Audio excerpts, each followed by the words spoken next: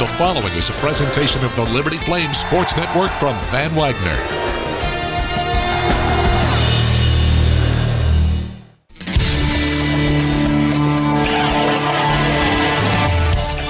Broadcasting from the campus of Liberty University in Lynchburg, Virginia, the Liberty Flames Women's Basketball Show is on the air. Your chance to hear from Liberty head women's basketball coach Alexis Sherard comes your way on the Liberty Flames Sports Network from Van Wagner. The Liberty Flames Women's Basketball Show is presented by Freedom First Credit Union. Start banking with Freedom First today. The Liberty Flames Women's Basketball Show is also brought to you by Bojangles' famous chicken and biscuits. It's Bo time. Carter Bank. Life lived full. Coca-Cola. Taste the feeling. By Foster Fuels, providing reliable service for 100 years. Lynchburg Nissan. Nobody beats our prices. Nobody. Rogers Heating and Cooling, servicing Greater Lynchburg's HVAC and electrical needs. Thompson Brooks Insurance, planning today for tomorrow. And by the United States Space Force. Have a question or comment for one of our guests? Email lfsn@liberty.edu or post a message at LFSN Radio on X, formerly known as Twitter. Mills for three. Yes! Avery Mills from 3rd Street. Liberty leads 57-51. Now let's talk Liberty Flames women's basketball. Here's your host, the voice of the Lady Flames, Jamie Hall. Welcome into this week's show. We got a lot of fun things to talk about. Anytime you have a win, that's fun enough. But when you have an exciting win, kind of a buzzer beater sort of win, those are the ones that everybody, just the buzz for 3 or 4 days afterwards. I know that's what everybody's been talking about, and what I'm alluding to is the George Mason game, and we will get to that in a moment. But the Lady Flames, that was their only game last week. They win at George Mason, and now coming up this weekend, they play another very good team from the A10 in Richmond. That's a home game on Saturday at 2 o'clock. You're going to want to make your plans to come out, because if it's anything like the last time the Flames were on the court, it will be a memorable game too. And Richmond is actually, as far as prediction-wise, is predicted higher than George Mason in the A10 standings. They're picked to finish first. George Mason won the championship last year in the A10 and kind of upset Richmond in the process. Everyone just assumed that Richmond was going to be the NCAA tournament team from the A10. It didn't work out that way. Shows you how competitive that conference is, and the Flames, at least for 2 weeks, are almost like proxy members of the A10. So it's going to be fun. If you want information on how you can get the tickets or follow the game if you can't come out on Saturday, go to libertyflames.com and click on women's basketball. Our guests this week, a little bit later on, will be Alexis Sherard, the head coach of the Lady Flames. But right now we have Avery Mills on. And Avery, hello. The timing is perfect because you were a big part of the way that game at George Mason finished up. And we talked about it afterwards. And I'm sure you've talked about it 1,000 times already this week. Anybody that's come up and knows that you play on the basketball team probably has asked you about those final 16 seconds. I think the thing that we didn't talk about post-game, and we'll reconstruct kind of the entire game real quick here so that the fans that maybe didn't get a chance to follow along will know the way things went. But there's an aspect of those final 16 seconds that you and I didn't talk about. It didn't really pop into my head until afterwards. I thought, I wonder why this didn't happen. But we'll get to that in just a second. Okay. Let's jump back to the beginning of the game. George Mason comes out of the gates just balling. And sometimes you can't go by the scouting report. You can't go by somebody's percentages coming in because MJ Johnson was a 6% three-point shooter, and she looked like Steve Kerr, Steph Curry, Avery Mills in the game on Sunday. She was hitting everything, and I think Mason shot about 60% for the first quarter. They built up a 12-point lead. In your minds, was it, well, this just can't, I mean, they can't keep making these shots. This is outside of character. But defensively, what do you do differently? Because as the game wore on, those shots weren't falling. Was it more about you guys getting up in the faces of those shooters? Yeah, I mean, we knew I mean, we were sticking to our game plan. We knew that they weren't going to keep shooting. At one point, I think it was like close to 90%. So we knew they weren't going to keep doing that the entire game.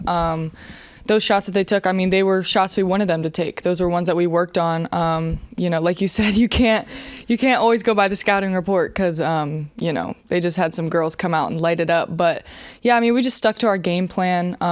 Obviously had to adjust a little bit, you know, start getting a hand up instead of, you know, backing off a little bit. But yeah, I mean, when we would call timeouts and stuff when they would go on runs, it wasn't because, you know, coach would say, I'm not doing this because we're doing something wrong. It's just, you know, need a breather. You guys are doing great. We're sticking to our game plan. So how has, you know, we talked a little bit about the transition before the season is concerned as far as Coach Green retiring, and Coach Green was the face of Liberty women's basketball for over 20 years, but Coach Sherard has been by his side for almost all of your lifetime anyway. Maybe so, I mean, more. Yeah, so he'd been there most of that time.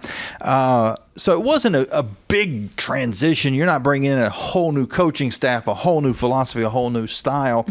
But when you get into crucial game situations like George Mason, how would you are there any differences between their approach in those spots? Because you got to experience it last year with Coach Green, some close games, and how they sort of handle those pressure-packed situations.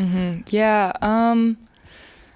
Man, honestly, I think it's a little different for me because last year I wasn't really in like all the, I mean, obviously we're all in the same huddle, like same conversation and everything, but I wasn't really like in for like some of those situations with Coach Green. But I feel like it's kind of similar. I mean, man, I don't know like a huge difference. It felt like pretty similar, but still like Coach Sherard, he definitely has a lot more energy and a lot more like, you know, just when we got back in the locker room from the win, you know, he was just a lot of energy. I'll say that more than Coach Green. Was he dancing? Was there some dance moves? What was going on? No dancing, but when he gets hype, he gets hype. And he was really excited going into this game. We all were. He actually walked in, was like super serious, and like we thought he was like mad, and we were all like, and then he got super hype. But I mean, when it came down to that, honestly, I don't even remember a lot of those last few seconds. Just a lot of adrenaline, but yeah, I mean, just the energy he brings, the confidence he has in all of us, it's amazing. Well, I went off on a little bit of a rabbit trail. When you mentioned the timeout and the fact that we're not taking this timeout because anybody's doing anything wrong, let's just catch a breath. And I wondered if there was some similarities because both of them have a calming presence. I don't think I've never seen either of them in panic mode. Even if and I've been in some car broke down on the side of the road type situations, and I've never seen any panic, especially with Coach Green was like, we'll get through this, we'll figure it out. You know, so they kind of are cut from the same cloth as far as that is concerned. So I was just kind of curious if there was some differences. And I could see from I guess everybody uses their energy in different ways, and some people have, like you said, introvert, extrovert vibes, and Coach Sherard, I don't think has any extrovert vibes in him. Yeah. I'm sorry, I said that incorrectly. Any introvert vibes in him at all. Okay, so now you there's a couple of those situations in the first half where you've got to just survive their run. You get back in the game, and then they have another one of those runs. I think it was in the fourth quarter. They go back up by 8 points or so, something like that. And then for a couple of minutes, it was sort of the Liz show. She hits a big three-pointer, gets another drive to the basket off, I think it was Claudia with a pass to her, and scores. And so that kind of now it's back within arm's reach again, and then the final couple minutes of the game were just exciting. If you've got ESPN Plus, go back and watch it because it's worth it. You can skip the first quarter. You don't need to watch the first quarter.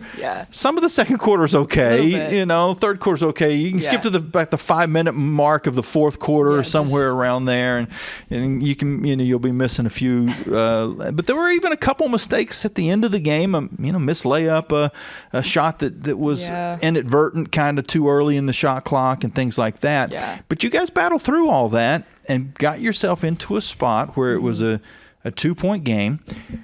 They helped out a little bit by missing a free throw, but that's going to happen.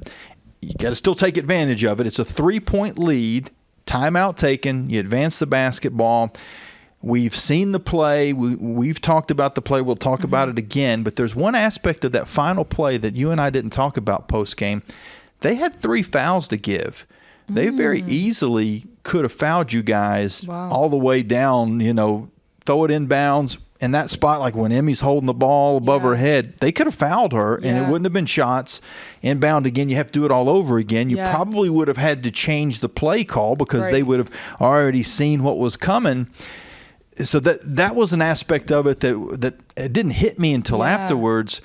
That it could have been a big difference. Yeah. Foul, and even foul again and make you shoot free throws, and then try to miss one on purpose, and that changes the philosophy completely. Wow. Had that gone through your mind at all? I did not know that. I don't even. Maybe our coaches knew that, but just didn't say anything to us. But yeah, I mean, that would have been the perfect game plan. I feel like you said. I mean, because even if they give all those fouls, we only have 2 free throws and then get 3. Yeah, wow. I did not know that. They didn't really say anything, but yeah, I mean, there was a lot going on that last play, so I don't really blame them for not knowing that. Well, and even if you know it, you don't know what the other team's going to do. Yeah. And at that point, they want you guys to run that play to perfection, not having in the back of your minds, well, I'm going to get hit halfway through this, because you didn't. They ended up not taking that strategy. And different coaches will do different things. Even when you don't have fouls to give, there's always that question of you're up by 3, do you foul? And most coaches will say not with 16 seconds because this thing's going to turn into a free throw shooting contest, back and forth. There's plenty of time. You get down to 3 or 4 seconds, and if you can foul somebody that's is not going to be in the act of shooting, you put them on the line. That's a different story. Yeah. Some coaches still don't go that route. Some will say, I trust my 3-point defense, force them to make a tough shot. Yeah. We don't want to do anything crazy, go to the free throw line, and they hit the first one, and then we foul them or something on the putback. So different philosophies, but it does kind of bring up an interesting thought. It does. I'm sure their coaching staff probably had this conversation more than we have, and probably kicking themselves thinking, if we would have fouled 3 times, now they're running a play with maybe 6 seconds on the inbound, and it might be even a more difficult spot to be in. But that it didn't work out that way. Yep. That was just me throwing out a conspiracy theory or something. But so the way that it did work out is you guys ran the play, and without getting into all the the details of who's screening every spot and giving away any secrets, although it's on film, it basically came down to everybody doing their assignments, screening who they're supposed to screen, but then the ball's in Emmy Stout's hands, and she has to pivot and throw a pass to you in a spot where you can take the shot. And as good as the shot was, and it was great as far as kind of fading to the side a little bit, and it was perfectly in the back of the net, her pass was also just as perfect. Oh yeah, perfect. I mean, everything, that we did, we work on these things all the time. Like pretty much every day we work on, game-like situations. Coach, he talks about it a lot. Like we make practices harder than games. So when it comes down to things like this, I mean, Emmy's practiced that pass to me like probably 100 times. So just all that hard work that we all put in, it all pays off when we need it. And the pass could not have been better. The screens, everything, the way that it went just could not have went better. Just the whole execution, everybody played a role in that. So the shot is in the air. Do you know instantly this thing's in? Because we have seen you on occasions in the past take a shot and know that it's in, to the point that you've already turned around and we're kind of like, celebrating a little bit with the bench. Did you know that was in? Honestly, as soon as I released it, it felt really good. Like it felt, again, like the pass literally right in my pocket as I'm, momentum going. I felt it. Felt great. So we were all hype. The play that I'm alluding to goes back to last season. It was a home game. It was right in front of your team's bench, and I don't remember the details beyond that. I've got the video somewhere. Maybe we can find it, and I'll throw it in here. Yep. But it had a very Steph Curry vibe. Was that one of the players that you watched growing up, modeled your game on? Oh yeah. He's probably my favorite player of all time. I've watched him all growing up. I actually was just watching like videos of me when I was little, like living in Delaware playing basketball, and like every single video I have a Curry shirt on, like Curry shoes, like Curry socks, like up to my knees, like wow. So yeah, I'm a huge Curry fan. So his brother, you probably knew this. I'm probably telling you something that you already knew. His brother played here for a year, and so that's awesome. And I believe in the top of the arena that one of the murals has Seth in it. So the Curry family is very familiar with Liberty University, and come to find out that there's some Liberty University players that are very familiar with the Curry family. I assume because that had a big time vibe of Steph whenever you took that shot last year. And of course he'll fire from half court. He'll fire from wherever. But where is your comfortable range? Where can you pull and feel pretty comfortable that you've got a good rhythm to hit it from? I mean, do you remember that one? It was like end of the shot clock, I think against ECU. Yes. And I just like shot it. Yeah. Yes. I honestly like when I warm up and when I like do shooting workouts, I usually shoot a little bit deeper than that, but like not really sure in game yet if I'll pull from that, but honestly like around that range where that shot was, I'm pretty comfortable. Emma Hess is your coach now. You played with her for a season, and she is a Liberty legend as far as her three-point shot. Last year, Middle Tennessee, 30 feet, I'm going to say, somewhere in that range, and it just seemed it seemed like a free throw, just like a little flick, like it wasn't any effortless. Yeah, exactly. No effort put into that at all. So Steph Curry aside, you've got a pretty good person that you can model your game after, that you got to play with for a year, and that you can also walk over and get some coaching advice from. Yep. Yeah. I mean, Curry's my favorite player. Emma might be number 2, to be honest. She's up there. I love her so much. I loved playing with her. I'm always looking at like pictures from the past stuff, and I was just looking at a ton of us from last season, like ones we had together. So loved playing with her, and now I love seeing her every day, hearing her, coaching and her input and critiques and everything, her encouragement. It's just so cool having her there on the bench too. Timeouts, but then in practice, she's been there. She literally was here like less than a year ago. So a lot of stuff she can relate to us with. She's kind of like that middleman with us and the coaches, But yeah, I love being around her, love hearing from her and learning from her. We talked about the play and mentioned Emmy Stout's name. And for those that didn't get to watch, after the 3 went in, I'm jumping ahead a little bit. After the 3 goes in, you get to shoot. No, you don't get to shoot 2 free throws. We haven't talked about that either. Yeah. I'll edit. I'll make myself sound a lot smarter than I am right now. We've skipped entire portions of the game because I love rabbit trails. Yeah. So let's get back to so you hit the 3, you tie the game. There's 8 seconds to go. They call a timeout. They advance the basketball. Now, they've got no timeouts left, but you guys have no timeouts left either. It's going to take a defensive stop. I think everybody thought, well, best case scenario now is this game goes to overtime if the Flames can get a stop here. Set up and talk us through what happened as far as what was the defensive mindset going into that final play, and then how did it play out?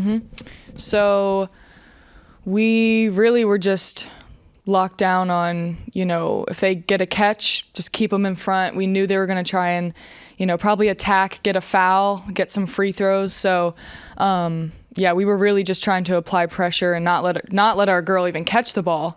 But, if that did happen, just solid defense. But I wasn't even really prepared to be up on the ball and jump and, get in the passing lane. Kind of was a last second decision, but I just got up there. I was not expecting at all to tip the ball or anything. I was just trying to apply pressure. But yeah, end up getting the tip. So that went our way. And then immediately in my mind, I was like, okay, we don't have timeouts. So, because we kept saying that to each other because we did not want to, call a timeout, give them free throws. So, yeah, I got it. Just start pushing. I see the clock running down, still at half court, and I'm like, I don't have to shoot it from here. I could still probably keep going. Then, I got the mid-range. Wasn't expecting them to foul. That was definitely not what I was expecting. Expecting to just get a shot off. But yeah, drew the foul, so that was pretty great. It was a long trip to get to where you ended up. It would be kind of like if we were going to Madison Heights, but we went through Bedford to get there. Because once you got the steal, your momentum was taking you away from your own basket. And then there was some obstacles in the way, some defenders. You had to almost go under their basket and out the other side. And in my head, I'm thinking, how much, is there enough time to go this route and get to the hoop? And you were at half court. There was probably down to about 3 seconds. And so you got from half court to a shooting position in less than 2.5 seconds. And then the foul was unexpected. But then when they go back and look at the clock, I'm thinking it was in time. I felt like it was in time, but I thought there's going to be 1/10, 2/10 of a second. There was 0.6 of a second. So you actually had a little time to spare. You certainly were going to get that shot off before the buzzer. They foul. You go to the free throw line.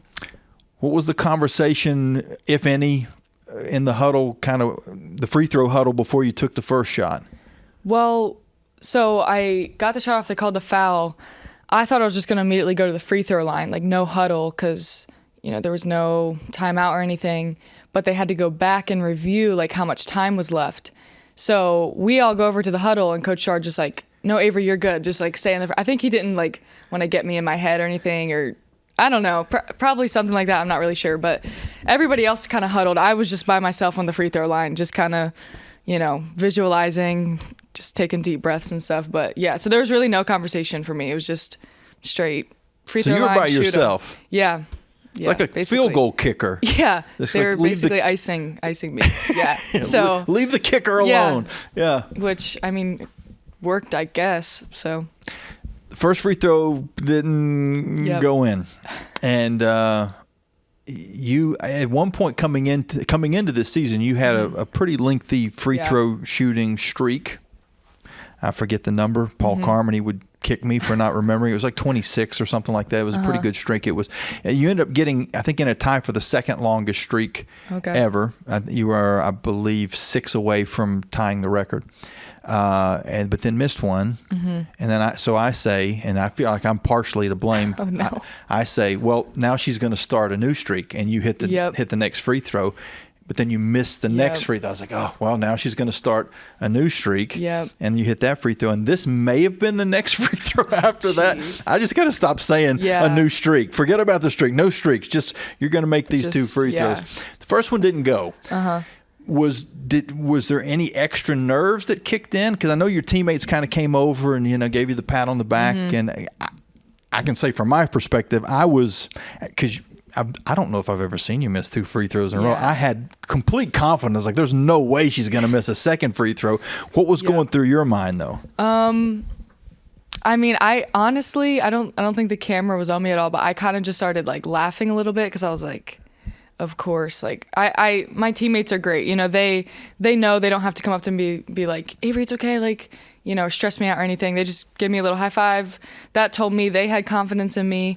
I knew my coaches had the confidence. And Lord gave me the confidence. I just went up there. I was like, okay, I'm going to hit it. No miss was going through my mind at all. So, so there was really no pressure on that second one. You would think there would be, but just with my teammates behind me, my coaches, the Lord, it was just another free throw. So you're shooting into the end zone where the band is, and their band was pretty good, and they were pretty distracting, and they might have caused us to make a couple mistakes during the game because they were really good at what they're supposed to be doing. So they're applying some pressure at the end, and of course there wasn't a huge crowd there, but everybody that was there seemed like they had 2 sets of vocal cords for that last free throw because they went, they got really loud. But can you block all that noise out when you're shooting a free throw? I definitely still hear it. Definitely it's still very loud. But I mean, when it comes down to it, I'm just laser focused just on the shot. I mean, when we practice free throws and practice, like, we have music playing to practice for that. And we have, whenever we get to like our last free throw, because we have to like make a certain amount in a row, everybody starts going crazy. Like the practice guys, the coaches, everybody, makes a ton of noise. So again, we practice for stuff like this. Coaches, they put us in a great position for, situations like this. So they were very loud. Lots of credit to their band and the gentleman with the suit that was very the pit bull impersonator. Him, yeah. So credit to them. They did very well, but we practiced for that. So I was wondering if you guys noticed the band leader. He had a really flashy suit on, and like I said, could have been top notch. Could have been Pitbull's brother, I think. But so that's cool. So then they have 0.6 of a second. Mm-hmm. They don't have any timeout, so they just kind of threw it up from 3/4 court. Mm-hmm. Didn't go in, and that was that. You guys won the game. The celebration started, as we heard you say, in the locker room, but it carried on to the Cheesecake Factory, which is a cool new tradition that you guys have started. Kind of transferred from it's always been a dessert related celebration, but it kind of went from the Krispy Kreme donuts into maybe a little bit more flexibility, I guess, because it was milkshakes one game and now you've got cheesecake. Yeah. I think it's just like, I don't know. It's only been twice that we've done this, but I'm guessing it's just going to be anywhere that's close by. So hopefully places that we play at, there's some solid places nearby. Because if it's like just a McDonald's, might not be as exciting, might not be as motivating. That McFlurry machine might be down. Yeah, exactly. You really can't rely on certain places. So, but yeah, love the tradition. We were very excited. Well, I can tell you that there were, I'm going to guess, probably 50,000 calories consumed, something like that, between everybody on the bus. Each one of those is probably 1,000 or more each. Plus a side of ice cream that I got. You got a side of ice cream with cheesecake. Yeah, I had to balance it out a little bit, the sweet, because I got the really thick, like, chocolate cheesecake. And sometimes that can be just like, I'm a big chocolate person. It can be a little much, though, sometimes. So I had to balance it out. Did it have cake in it, or was it just cheesecake? I think it was both. Okay. It was a little mix of both. Okay. So. Well, then I'll yeah. Because definitely like regular cake with ice cream is perfect. Cheesecake with ice cream is. Yeah. Yeah. That's. Yeah. I just needed a good balance. But I saw somebody had red velvet too, which was an actual red velvet cake, and then just had cheesecake in between the slices of red velvet cake. Yeah, it was not a dietitian's dream. No. What was going on after that game at George Mason? But we got our steps in later and burned it all off. I'm sure. Right. Yeah, you guys, I did probably one practice in, burn that off. Me, not so much. But okay, well. We've talked about basketball. We're going to take a quick break, and we're going to talk about everything that is not basketball when we come back with Avery Mills on this week's Liberty Flames Women's Basketball Show. What's important isn't that Freedom First has been in business since 1956. What's important is how we've been doing business since 1956.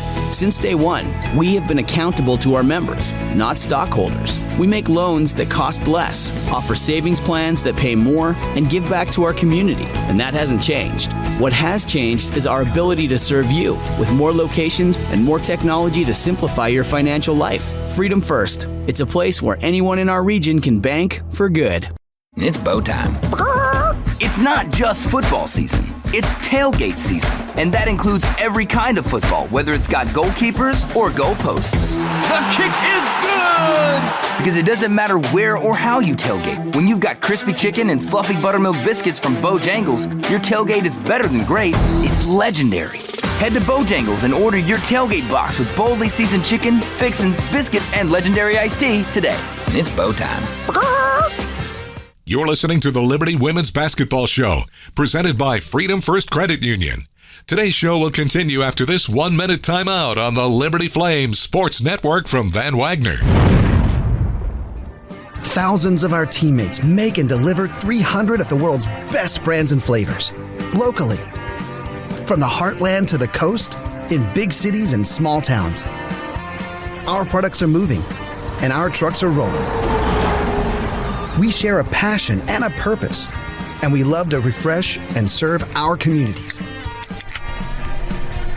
We are Coca-Cola Consolidated, your local bottler. At Carter Bank, we believe life is best lived full of opportunities and dreams, of goals achieved and promises kept. We've been creating opportunities for more people and businesses to prosper since 1974. That means great local lending, convenient access to your money, accounts and guidance that make it easier to get more done. We are Carter Bank, the preferred community bank of Liberty Flames Athletics. Visit carterbank.com to learn more. Member FDIC, Equal Opportunity Lender. Hi, this is Alan York, asking you to join the team as a member of the Flames Club. As a Flames Club member, you can make a difference by directly contributing to the success of Liberty Athletics. The Flames Club's mission is to raise the financial support needed to provide our coaches and student athletes with the resources to compete for championships. Membership levels vary and begin at just $75. Some gifts may even be tax deductible. When you join the Flames Club, you're truly investing in champions and championships. Join today at libertyflamesclub.org.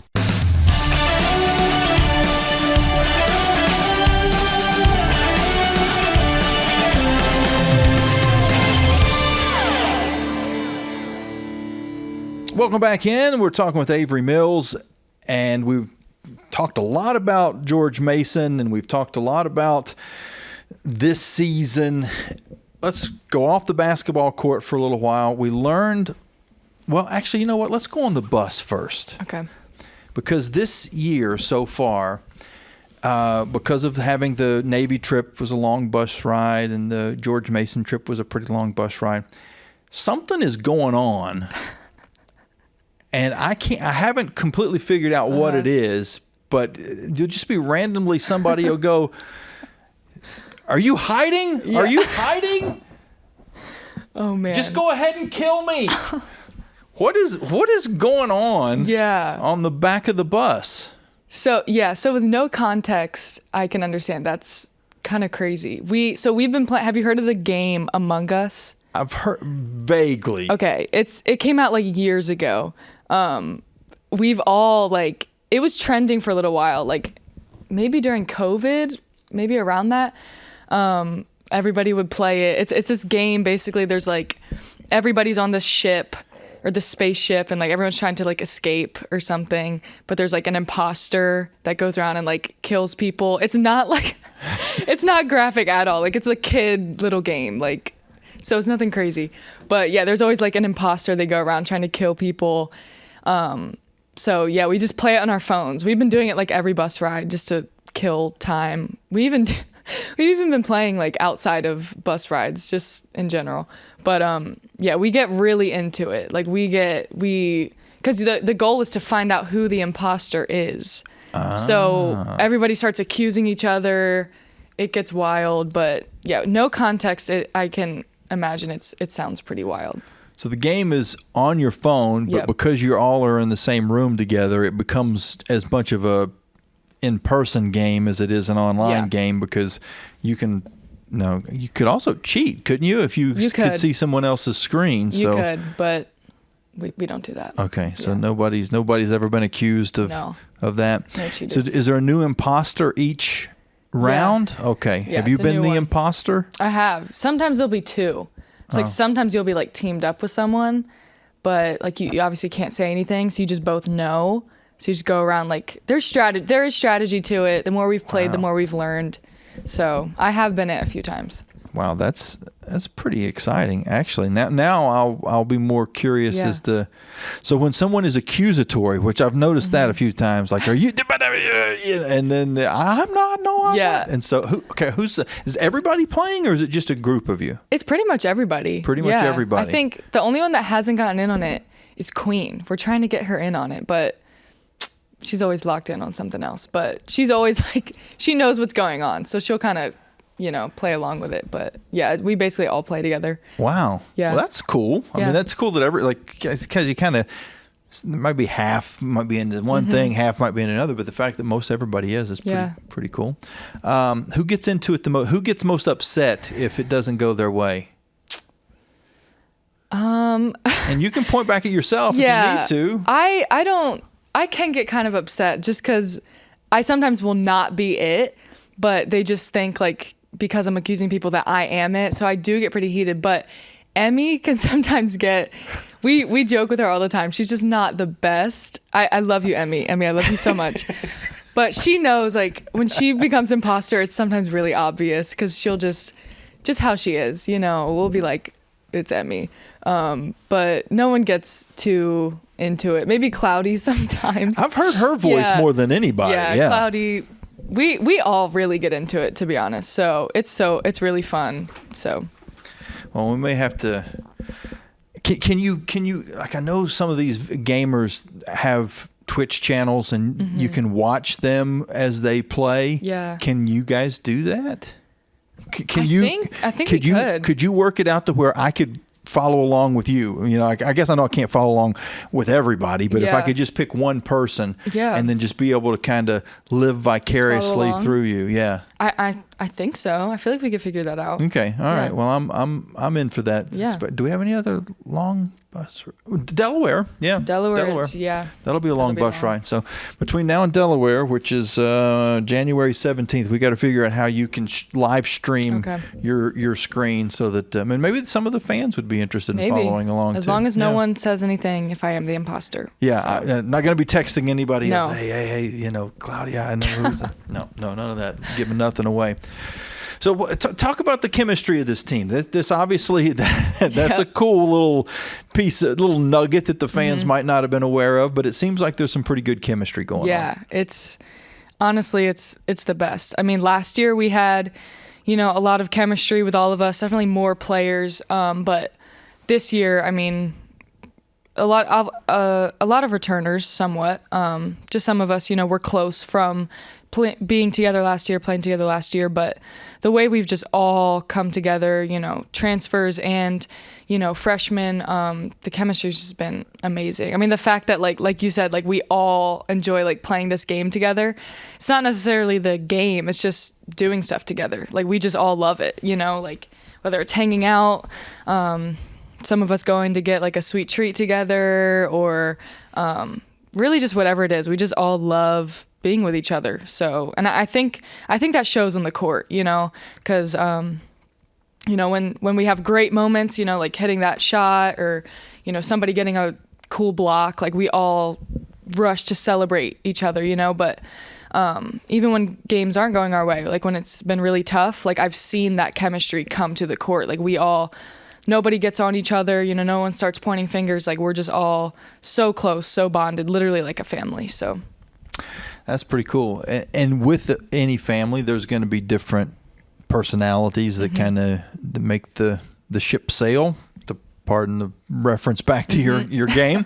And so there's going to be probably, I'm going to just assume that there's going to be a motherly figure, check on everybody, make sure they're doing their homework type figure. And there's going to be the younger, just wide-eyed freshman type usually. So who's the team mom, I guess? Team mom, definitely Caroline. Definitely. She's always, you know, the one. We all know we can go talk to her about anything. She's always there for all of us, but she's a huge encourager, even though she's not, you know, in every practice. She's always there encouraging us, pushing us. She's always reminding us of things, you know, like a mom would. So yeah, definitely Caroline. You just don't want her on your passing game team. I forget. I don't know what that game is called. I know what you're talking about. That passing drill. Left, right, left, right. I can't remember the name. Switch. Yeah. Yeah, she's not the greatest at that, but besides that, she's a great older sister. Do the thing again. We love you, Caroline. We love you. We do love you. She does it. She is. I've never been around her when she wasn't in a positive mood, wasn't someone that was going to lift your spirits just by being around her and seeing her. And the fact that she's had to go through these injuries and it's cut her career short as far as her being able to play as much as she would like, but she still has a great disposition is a testament to her. So definitely. No offense on the passing game thing. I just a couple people got popped in the head because of stray passes going in the wrong direction. I feel like I would have stunk at that game too. It's a lot at once. It is a lot, but. Any other personalities that kind of stick out? You were talking about the people being competitive, and it seems like just about everybody on the team is fairly competitive, as we learned from that game. Yeah. But any other personalities that kind of stand out as far as the family unit? Every family's got a crazy uncle. Who's your crazy uncle?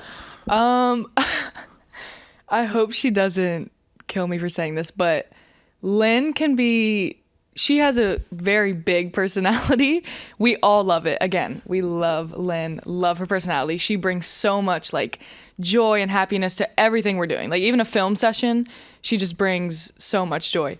But yeah, just her personality, it can be so fun and like so crazy sometimes. So maybe Lynn, but also we joke with Queen a lot just because she's so old. We call her, we have big sis and little sis. So Queen is big sis, or we even say like biggest sis. And then Z, we call her lil sis because she's still 17. So pretty big gap. It is a very big gap. So how old is Queen? Do you know? Queen, I think 23 or 22. I'm sorry, I can't remember if the website. She just had her birthday kind of recently. I don't think it says the actual. I think it just has the date. I don't think it has the year on here. I'm going to look just to be sure. I'll ask her after this. Make sure. Yeah, it doesn't have the year, but it makes sense because she's transferred graduate student, the whole thing. So that makes sense. So yeah, that's a 6-year at least, and we may be wrong. She may have turned 24, but if it is 23, then there's a 6-year gap between youngest and oldest. So that's. This does have family reunion vibes going, they get the definitely does. You got to have the kids table and you got the grown-ups table and then the coaches. You've got coaches that are on the older end of the spectrum, and you got a coach that just played last year. So it's got all of it. Yeah, well, that's cool. Yep. I think it definitely could be a reality show, if not a sitcom. I don't know what the name of the sitcom would be, but. So who is the style person? So if you're because you guys do the little photo shoots coming into the home game sometimes, and everybody has their own style. But if you needed advice, if you go, I'm between these 2 or 3 things, who are you going to go to? Probably Liz or Caroline. I feel like we all have kind of the same taste. Not that like everyone else is like bad, or not that, but just taste wise, I feel like me, Liz, Caroline kind of have the same. So yeah, I'd probably ask them. Okay. I noticed that you've got the nails done. How tough is it to keep the nails when you're playing a sport? A lot of people ask me that, but like I've actually never had a problem with it. Really? Yeah. And they even like, I know they look kind of long, but they're also fake. Like these are like fake, but I've never had a problem with it. Like it's never really messed me up or anything. Have you ever inadvertently clawed somebody else though? There has been a few instances, but they're not like sharp. So like it wouldn't like scratch someone, It'd more so just be like hard, I guess.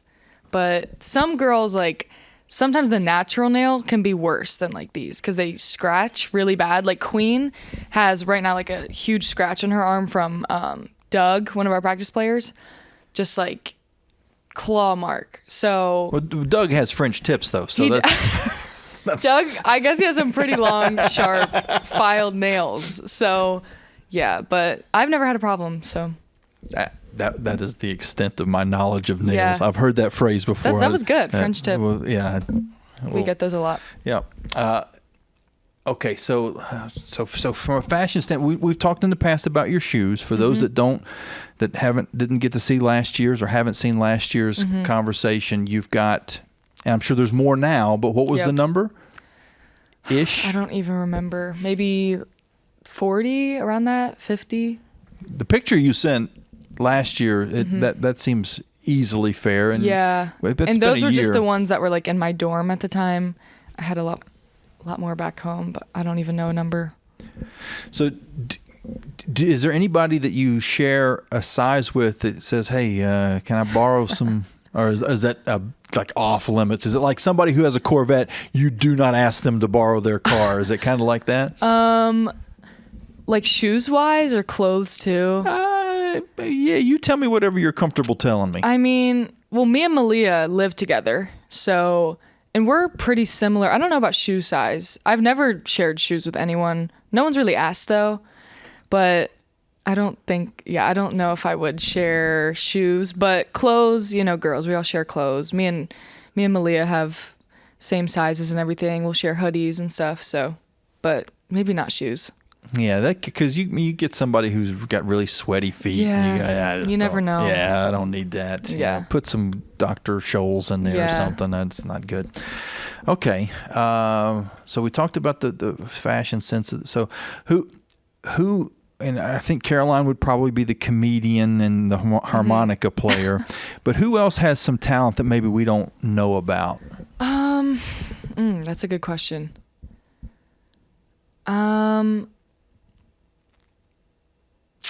Well, we all like joke singing and stuff a lot. Well, like, we know you've got some. You did some worship singing when you were in high school, and probably still do. So we know that you've got some of that musical talent. So you can evaluate everybody else's musical talent a little bit. I do love music. So when we'll all be like singing in the locker room or in the bus or whatever, and usually everybody's like joking. But I've never told her this, but sometimes like Claudia has like a pretty decent voice, but she's always like joking. So like, I know she's kind of like playing it off, but sometimes I'll be like, Cloudy, like sing that again. Cause it was like good, Okay. So I feel like if Cloudy like actually like tried and wasn't like joking about it, like she would be pretty good. Like me and her could do a little duet or something. She got kind of that Shakira, la la la la la la, that kind of vibe. Low key, like, she, her accent makes it a little unique. So yeah, she's pretty good. Okay, all right. Well, we've got a new nickname for she's now Shakira. She's Shakira. Yeah, that's Cloudy. Very good. Well, before we let you go, the fact that we're having this conversation leading up to the Christmas season, I would be remiss if I didn't ask how the Christmas shopping is going, and is this your, do you get into Christmas? I know some of the girls really, and you guys have the little Christmas party. I'm assuming that tradition is continuing. Some people live for Christmas. Would you put yourself in that category? I would. I really would. Yeah, I love Christmas. My favorite holiday. So shopping wise, I think I'm pretty much done. When we go to Hawaii, I'm going to get maybe one or two things for some people, just, a cool little Hawaii thing. But yeah, I'm pretty much done. I finished pretty early. I love Christmas. What's your favorite Christmas song? I love the song, the one it's like War is Over. Yeah. Yeah, that's like, sometimes I tell people that and they like don't know what I'm talking about, but I love that one. Is that might be Paul McCartney. Is that Paul McCartney? I know what you're talking. I think that might be him. I love that one, and I also love Mistletoe by Justin Bieber. That one's always a solid. But just all Christmas music. Like I've been listening for like 2 months now. So 2 months. So close to that, probably. Halloween ends even before that? It may have been like right after Halloween, but I don't remember when I started, but I've been going for a while. Like I love it. So you probably got a pretty good playlist. Yeah. Oh yeah. Are you like Spotify or iTunes? Spotify. Spotify. Because I think you can share. Can you not share your playlist? Your playlist? You can. You should. Yeah. Because if you've been listening to Christmas music for 2 months. Oh yeah, it's a huge playlist. Okay, I've got a song for you to listen to then. Okay.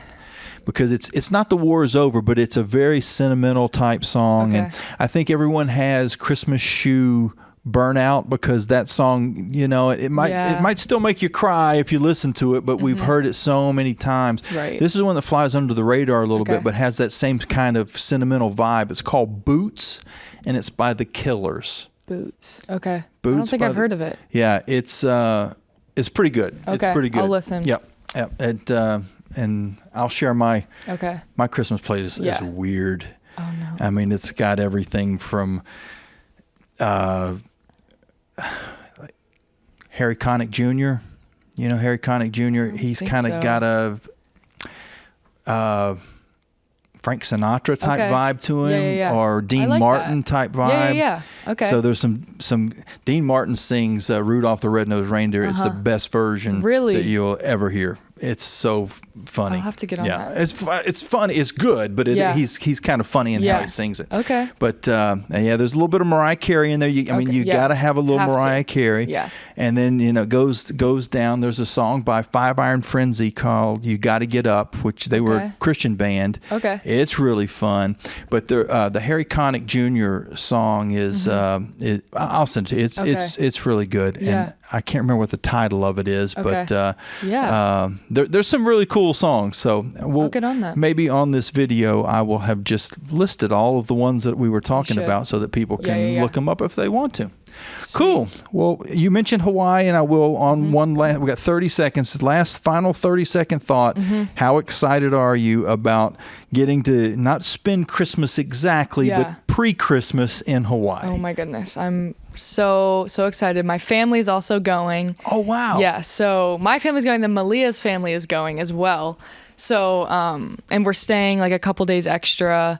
So I'm so excited. We've all been talking about it nonstop. I have not started packing yet. I definitely need to get on that. But yeah, so excited. But obviously still focused on our game, Richmond. That comes first. But yeah, I'm so excited. 2 good games out there too, with Hawaii and Oregon State. They're not going to be. They're going to be some tough competition, but. It's first time in Hawaii for you? My first time. Yeah. Yep. This will be my second, and it's been a little while, and different island, so it'll be kind of a different experience too. So it's definitely you got to look forward to it, but at the same time, work to be done while you're there, trip. And I understand that, but enjoy it and. And somebody else had talked about Christmas gifts. I said, well, if you're struggling, if you go, I still got a couple Christmas gifts to get, wait till you get to Hawaii because there are going to be some kind of cool things there, some native type things. Yep. If you've got a brother or an uncle and they need a grass skirt, then there you go. I mean, you got their stocking stuffer ready to go. And it's from Hawaii, so they can't reject that. So I got a feeling that there's probably some good like skincare and things like that out there. When we were in Israel, the year that I went to Israel, there was the salt from the Dead Sea, a lot of stuff. So there's some really cool items, and I think it means a little bit more if you go to Hawaii and you bring people back a gift, and they I think would appreciate that more than just something from Amazon. Yeah, even if just a little rock or a little seashell, it's from Hawaii, so exactly. It's really the thought that does it for them. So give them a lava rock. Yeah, there's so much. Perfect. Yeah. It'd be like if you went to the moon, you just grab some rocks and how much people would appreciate. It's literally priceless. Right. So exactly. Well, we've completely gone off the rails, so that probably is a good time for us to finish up the conversation. But always have fun chatting, and we look forward to a great finish to this calendar year, and then we'll get into conference play. Awesome. Thank you. That was Avery Mills. We'll be back with head coach Alexis Sherard right after this timeout. Turn up the heat. Foster Fuels is a proud partner of Liberty Athletics. Fostering warm moments for 100 years, Foster has been providing exceptional propane and gas services throughout Central Virginia and surrounding areas. From propane to fireplaces and tank installs to tankless water heaters, Foster does it all. Visit fosterfuels.com or download the app to order fuel, pay your bill, and more. Get the customer service you deserve and turn up the heat with Foster Fuels and the Liberty Flames. Lynchburg Nissan's model year in sales event is on, and the savings are huge. Remaining 25 models are tariff-free and have 0% up to 60 months. Discounts up to $7,100 off MSRP, and new cars starting at $18,950. Lynchburg Nissan is ready to pay up to 130% of fair KBB for your trade, too. We also offer guaranteed credit approval. Inventory is limited and selling fast. Stop by or schedule your appointment at lynchburgnissan.com, home of the million-mile warranty. You're listening to the Liberty Women's Basketball Show, presented by Freedom First Credit Union. Today's show will continue after this 1-minute timeout on the Liberty Flames Sports Network from Van Wagner.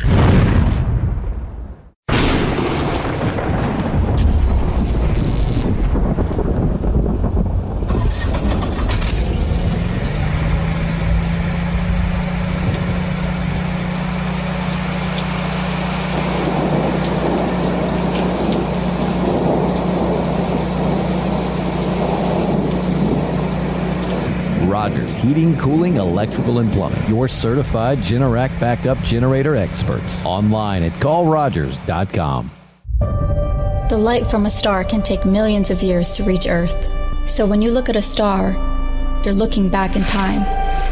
But I see the future. I see exploration and courage. I see my country finding new horizons out there.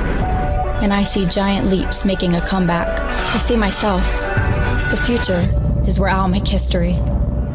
This message is brought to you by the United States Space Force. More information is available at spaceforce.mil. Thompson Brooks Insurance has been serving Virginia for over 35 years, helping individuals and businesses with their insurance and investment needs.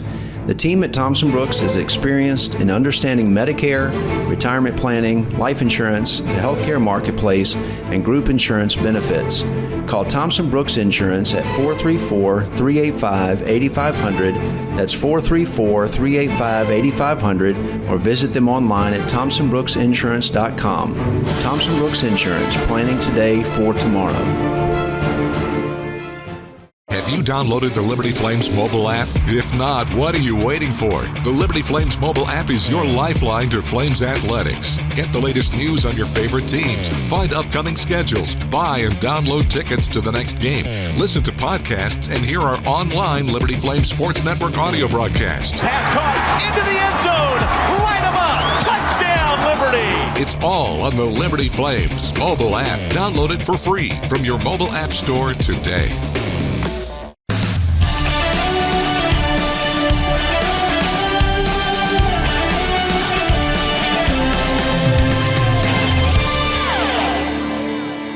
Welcome back into this week's show. We're now joined by head coach Alexis Sherard. Coach, welcome in. Thank you, Jamie. Thank you. It's always fun to talk after a win. Yeah, I mean, it's fun to talk anytime, to be honest. You and I. No, you got it right. It's better to talk after a win. Yeah.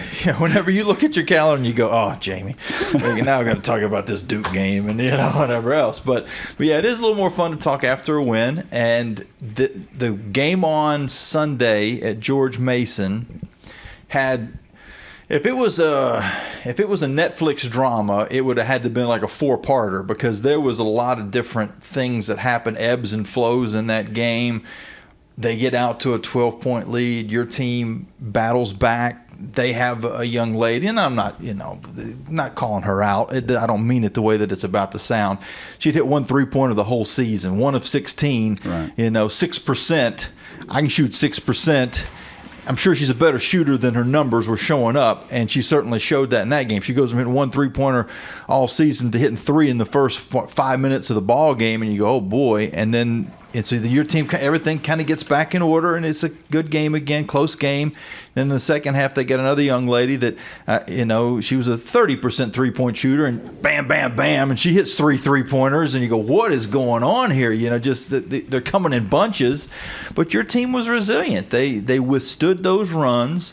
They battled back, made a few mistakes down the stretch that we could easily be talking about right now as the difference in the game, but they didn't let that be the difference in the game, and they came out with a win. We can talk about that final sequence here in just a second because the final 10 seconds were wild, but everything leading up to that got you in position for those final 10 seconds. Let's kind of recap that first. Sure. So, as I always say, we're learning how to win, and as you alluded to, there were a lot of things going on. Johnson's coming into the game 1 for 16 from 3. I don't even know what she finished from 3, but I mean, it seemed like every 3 she shot looked like it was going to be going in. But I was very proud of our team, just the way their perseverance. They stayed the course. They didn't get discouraged. They stuck with the game plan. And, all those shots, those early shots that were hit early on, our main focus was on Walton, their leading scorer. And, we just kept saying, that first quarter, I think they shot, over 60% from the floor. We felt pretty confident as a team that they were not going to continue to shoot at that high percentage. We just had to weather the storm, just control what we can control, continue to defend best we can, and rebound. And I think, over the course of time, as you said, it kind of leveled out. But there were a lot of things going on during the course of that game, a lot of highs, a lot of lows. There were runs, good runs, bad runs. But, it takes 40 minutes. And I think I was very proud of our ladies, how they just stayed consistent and withstood their runs and played the full 40. Well, I can tell you, Johnson, 5 3-pointers. At 5 of 9 from 3, career high, 25 points. Volker was the other young lady that I was thinking of. She went 4 of 7 from 3. So the percentages don't always matter. But at the same time, I said that hesitantly because I don't know. I'm not watching their practices. I don't know how good of a shooter those young ladies are when the game lights aren't on. Because I know sometimes that we've got some great shooters that the numbers don't match up yet. And Elizabeth Eistarter would be one of those who, if you looked at her overall numbers coming in, you go, well, no, she in scout, they might not have been paying a whole lot of attention to her from outside the three-point arc, and she hits 2 huge three-pointers for you in that ball game. Yeah, and that's a great example because Elizabeth is definitely a better shooter than her percentages, and we see that every day in practice. Fortunate for us, she had all of her 10 points in the fourth quarter, 2 big threes. And again, that's, I always talk about the 95. If Elizabeth is focusing on the 5%, which we call that's the me part, she could be discouraged. She can, one mistake could lead to another mistake. But, she does a little bit of everything for us. She defends the best player. She rebounds. She can push the break on offense. And like you said, those are 2 big threes. But, she's a hard worker. So, I knew it was just a matter of time where from practice, transition into a game, translated into a game. So, great timing for us. No better time than, late in the fourth quarter. But those 10 points paid dividends for us over the course of 40 minutes. Your point guards have both been very reliable for you this year. And of course, Claudia was out for a while with an illness, and Jacayla was your point guard during that time frame and played well. Both made some miscues late in the ball game, and we've all missed a layup. You probably can remember one specific. I can remember one specific layup that still kicks me, and it was 15, 20 years ago in a pickup game. So we all miss layups, sure. But when the spotlight's on, and I'm sure she was putting her head down, that was Jacayla. And then on the other side with Claudia, there was and I wonder if the band was involved with this, because sometimes you know how the band will start counting 5, 4, 3, 2, 1, 5 seconds too early, and sometimes the players hear a voice and they don't know if it's a teammate or somebody on the staff or if it's the band that's doing the chant, and they take the shot too soon, and that happened with Claudia. But you talked about afterwards how her teammates, in both cases, were there to pick them up really quick. Yeah, obviously no one's intentionally trying to miss a layup. JT, I actually met with her this week, and I really congratulated her because, prior to the missed layups, there was an excellent defense on the other side of the ball, and she gets a steal. So, anytime we can minimize a possession for George Mason, especially when in a 1-point win, every possession is gold. So, I really just talked about this defensive side of the ball. I said, I'm not worried about the missed layups. Everyone misses them. I don't think that's going to happen again. I don't know how many layups she missed, 4, 3 or 4. But I just applauded her just with regards to her defense, being locked in, get a steal, miss a layup, that's okay. You're still locked in on defense. Get another steal. So, and then Claudia, that just happens. I mean, I've watched it 7 times. I think there's maybe 6 seconds left on the shot clock. Just lost track of time. But as I said, the team did a great job just encouraging her. And, I think there may have been a timeout soon after. I didn't even address it. Didn't even talk about it, moved on, went to the next play. And obviously that paid dividends as well because, basketball is a mental game. And our ladies do a pretty good job trying to lock in, trying to have that next play mentality. So I didn't even feel it was necessary to even address that late shot clock blunder shot. We just moved on, and fortunate for us, we were blessed to win the basketball game. There were a few times in the game where, Claudia finishes up, was 8 assists, 1 turnover. So there were multiple times in the game where she found one of her teammates. But I think the one that stood out to me was the shot clock. Another situation, shot clock was running down, could have easily just chunked up a low degree of probability shot, but threw the pass to Emmy. Emmy still had to get it off quick. Mm-hmm. Little, line drive banker that went in, but it put Emmy in a better spot to score than Claudia was going to be in with 2 seconds to go. Emmy had a half a second to go, and just showing that her clock awareness is normally there. Right, and that was a lefty line drive banker.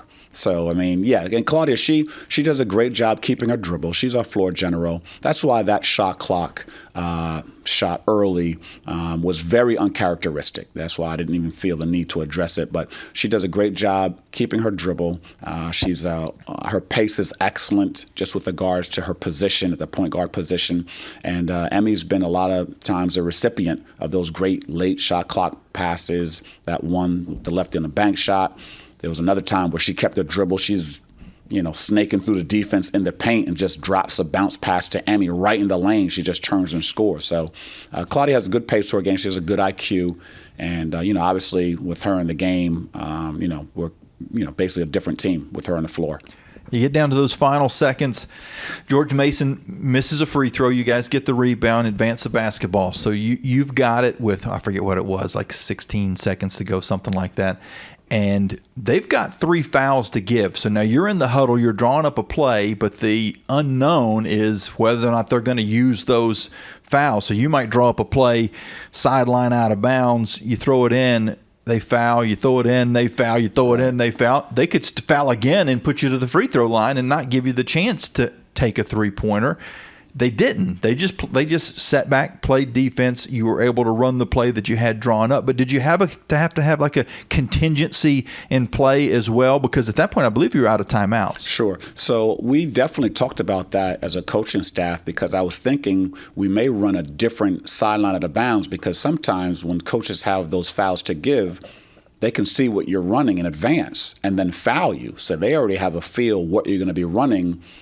Say they foul one time. They just want to see what you're running and then try to stop it the next time. But I was surprised she didn't foul us and send us to the foul line, that late in the game. Maybe we weren't shooting lights out from 3 or she had confidence in her sideline out of bounds defense. But, fortunate for us, she didn't foul. We were able to execute that sideline out of bounds play that we practiced pretty much almost every day. We practice our sideline out of bounds, man offense. But, even with practicing every day, when the spotlight is on, the execution by the ladies, the focus, the screening, the pass, Emmy's pass to Avery, everything was picture perfect. I think that may have been the best execution we've done that play, including practice all year. I think so many fans, especially if they're NBA fans, and that's not to say that the NBA doesn't run sets out of bounds, but a lot of times you just throw the ball to your superstar and say, go win the game for us in those situations, whether it was Jordan or Kobe or LeBron or whoever. Maybe you play pick and roll with them, but you just put the ball in their hands and they can rise up wherever they need to rise up and take the shot, or if they get double teamed, find a teammate. Not quite the same in the college game, although there are circumstances where maybe you do put the ball in somebody's hands and say, just go attack and we're going to isolate and it's going to be one-on-one and it's a tie game and you don't, but when you're in a spot where you need a three-pointer, it's kind of a different story. So Talk us through all the things that had to happen correctly on that last play, including Avery screening as well before she broke loose to take the shot. Sure. So side out of bounds, end line out of bounds, the most important thing is getting the ball in bounds. So that initial pass, just that first pass, getting the ball in bounds is the most important part of the play. We have to make the pass, get the pass through, and we have to get the catch. So, we have the ball taken out on one side. Obviously, the shot was taken on the complete opposite side of the floor. So, we try to create some false movement. Then we have to get the catch. And then, as you said, we use Avery as a screener, try to cause some confusion on the defense just to create some space for Avery. And in addition to the confusion, then we set a flare screen for her for additional cleanup so she can have space, time. But as I said, that pass from Emmy has to be perfect. I mean, there's very, very small room for error with that pass. Probably throwing the ball past, 2 offensive players, 2 defenders. But like I said, the pass was perfect, right on the dime, right in Avery's pocket. She really didn't have to veer left or right. She on the jump shot, she was kind of leaning to the right, but she caught the pass right in her pocket and just executed it perfectly. Ball game was far from over after that 3-pointer went in with still 8 seconds to go. They had a timeout to advance the basketball. So it seems as if, okay, this is going to be a spot where they inbound it, decide whatever they're going to do as far as the set that they run, and they're going to hold it and take a final shot. And you're either going to have overtime or they're going to hit a game winner. And your defense said, "No, we got other ideas." As Avery, right back on it on the defensive end, gets the steal, was jumping up and down, and that is so many times just a distraction. Then I'd say if you go through the history of basketball, the number of times that you actually get a steal doing that, it's like 1 in 1,000. It just doesn't happen. It's just there to be a distraction, maybe force them to throw a bad pass, but not that person's going to pick the pass. It's like a lineman getting an interception. You don't see it. Sticks in their mitt, you just don't see it very often. The fact that occurred from a defensive standpoint had to put a huge smile on your face. Hey, absolutely. I mean, we were coming out of the timeout. They called timeout, advanced the basketball. We obviously, I think maybe 7-8 seconds left on the clock. We obviously talked about our defensive scheme. They're probably going to hold it for the last shot. We talked about it's not going to be the first shot, maybe the second shot. So we wanted to make sure we rebounded the basketball. So really, I may need to alter my timeouts and talk defense and offense, late game clock, because we really didn't talk about the offensive side of the ball, not anticipating a foul because it was tie score. But Avery, just a high IQ. When she got the steal, we put her on the ball, jump as high as you can, be active, try to get a deflection. We said that in the huddle. Just happened to get it. And I think, we do talk about spacing. That I will say. We talk about spacing quite a bit. So when she stole the ball, as she's advancing down the floor, you can just see our players guards are getting to the corners, posts are rim running. Avery's on the sideline pretty much by herself. There may have been someone in front of her deep corner, but she had enough room to advance the ball all the way down the floor. With poor spacing, maybe they double team her, maybe they cut her off, but she was able to advance the ball all the way down to the floor, probably to about 13 feet. Obviously, she takes off early with the jump shot, and we were fortunate enough that one of George Mason players fouled her in the act of shooting. She goes to the line, 2 shots. Most reliable free throw shooter on the team as far as numbers are concerned. Misses the first one, though. Keeps the drama going a little bit. And but still, I didn't say. In my mind, there have certainly been times over the years that we've been in situations, or other teams that I've watched on television, you miss the first free throw, and I go, oh, no, this might be a disaster. But with Avery, I felt like there's no chance she's going to miss 2 of those, and I think her teammates kind of felt the same way. Yeah, I mean, we were stunned that she missed the first one, but there was no doubt in anyone's mind that the second one was going in. I mean, there was absolutely, the game was going to be over. Now, after that, 0.6, we just don't foul, the game is over. But yeah, I mean, again, she's a great person. She's a great kid. Mentally strong, so she wasn't even fazed when she missed the first one. Like I said, I think everyone in the building, Liberty fans knew that second one was definitely going in. We've talked about timeouts quite a bit this season as far as strategy and using them to end runs that the other team has, try to turn the momentum, but then also holding on to some for those in-game situations. And that was a spot where if George Mason had one more timeout, the 0.6 of a second could have been a little bit more of a nail biter because they could have advanced the ball. That's enough time to catch and shoot. If you're inbounding at midcourt as opposed to from the baseline, you got a better chance. And it turns out they really didn't get any. They threw it up from three-quarters court. I don't even know if it would have counted if it would have been before the horn. But not having that timeout was huge. You were talking about if you would have had a timeout after Avery gets the steal, you probably would have used it in that spot. So the importance of holding on to a timeout or two in the women's game. Now, in the men's game, it wouldn't have mattered as much because they can't advance the basketball. But does that kind of go back to what we were talking about as far as you really have some tough decisions early in the game? Well, I could take, I've already taken one. They've just gone on an 8-0 run. Can we work out of it, or should I take another one? But, boy, I'd really like to have that timeout in my back pocket at the end of the game. Well, I'm sure Vanessa would have liked to have that timeout with 0.6 seconds left on the clock because that's sideline of the bounds. That's a lob. They're only down one. Catch, shoot. You have plenty of time. I think you only need 0.3 really to catch and shoot. So she had 0.6. And then on the other side, you would think we get a steal. You would want a timeout to advance the basketball.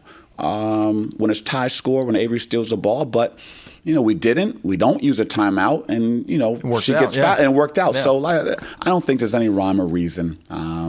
You do your best as a coaching staff. You make the best decisions that you think is right at that particular time, that particular game, and then you roll with it. And fortunate for us, we were blessed to come out with that win. Now you look forward to the game on Saturday. It doesn't get any easier. You go from one A-10 school that was picked second to the A-10 school that was picked first. And his last check was in the top, I think, 35 in the net rankings. Richmond comes in. At least you got them on your home court. But going to be a big challenge on Saturday. Yeah, George Mason preseason number 2, Richmond preseason number 1. Aaron does an unbelievable job with his team, his program. He has a great program, NCAA team. That'll be a huge challenge for us. Aaron, he does a great job. They play that 5 out. They all shoot threes. They do a tremendous job with their motion offense. So we'll have our hands full. We got to be locked in just with regards to our game plan, our defensive assignments, and, just pretty much play basketball, play the Liberty basketball who we are. That's going to be defend, rebound, limit George Mason, limit Richmond to 1 shot per possession. And they're post players. Their leading scorers are 4-5. She plays both the power forward and the center. So obviously, our 5s aren't used to guarding people shooting threes or coming off staggered. So this week we've had a pretty good week of preparation because they're a pretty unique team. Their style of play, as I said, 5 out. They're 5-player. Duke can play the 5, and she's their best 3-point shooter. So we've had some adjustments to make this week in preparation, but I think our ladies are excited. They know the past history. Richmond has played very well against us. We haven't had much success playing Richmond in the last couple of years. So I think we'll come in with a little bit of a chip on our shoulder. We're playing at home. Obviously, we want to. Obviously, everyone usually plays better at home. So, but it'll be a challenge, and I'm looking forward to it. For those fans that haven't had a chance to see Richmond but can remember back to Florida Gulf Coast, would you compare them to kind of that same style that Florida Gulf Coast played? Yeah, very similar. I would say in the half court, similar to Florida Gulf Coast. Obviously, transition Florida Gulf Coast was much faster. Their transition would maybe be, mid 20%, as Richmond's transition is only about 13%. So maybe a little bit slower in transition, a little bit more methodical. But in the half court, 5 out, 1 through 5 can shoot the 3, 1 through 5 can drive the basketball. So that would be, in that case, regarded to be very similar to Florida Gulf Coast. Flipping it as far as offense and defense, what are some things that you've seen in film that you feel like your team offensively can exploit? Well, there's no question just with regards to I think we'll have an advantage inside between Emmy and Lynn Peters, Emmy Stout and Lynn Peters. I think we'll have an advantage, on the block, size and strength. And then obviously, we have our shooters on the perimeter. But we'll have to manufacture shots both on the perimeter. We'll have to manufacture shots both inside. And, their advantage, there's no doubt about it. They're, like I said, 1 through 5 can shoot the 3. So we'll have to guard the perimeter for Richmond. But, I'm sure Aaron, he'll have something up his sleeve because he'll know. I'm anticipating maybe a little bit zone. because, if Duke can get some foul trouble, Richmond will be, that would be a big negative for them. So we'll play our same game plan. We play inside out. We'll try to get easy baskets when we can, take the wide open shots, run our sets, run our half-court offense, and, trust the result. I know it's always important to get the fans out to the games as well, and it's we're getting into that Christmas season, so I'm sure some folks are thinking about going shopping, and nice little matinee game. They can come out, watch some basketball. Maybe they've already done their shopping in the morning and watch a little basketball 2 o'clock in the afternoon on Saturday. But the fans are huge as far as the motivation for these young ladies. Absolutely. Our fans are tremendous. They do a great job. They're like the sixth man on the floor, so we always appreciate the fans coming out. And like you said, Saturday afternoon, 2 o'clock, all the fans, we encourage you to come out, bring the support. You ladies everyone does a great job supporting the ladies. So, we're excited to see everyone out there Saturday afternoon at 2 o'clock versus Richmond.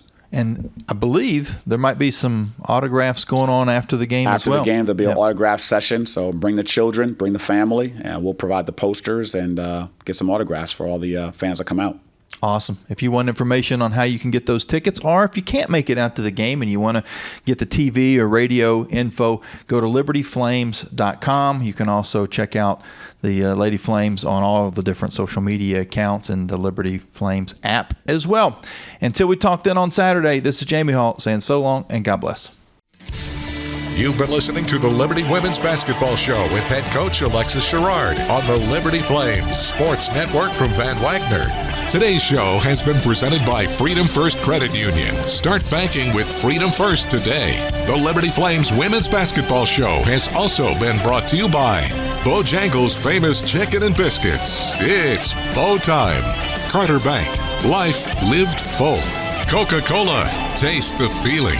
By Foster Fuels, providing reliable service for 100 years. Lynchburg Nissan, nobody beats our prices, nobody.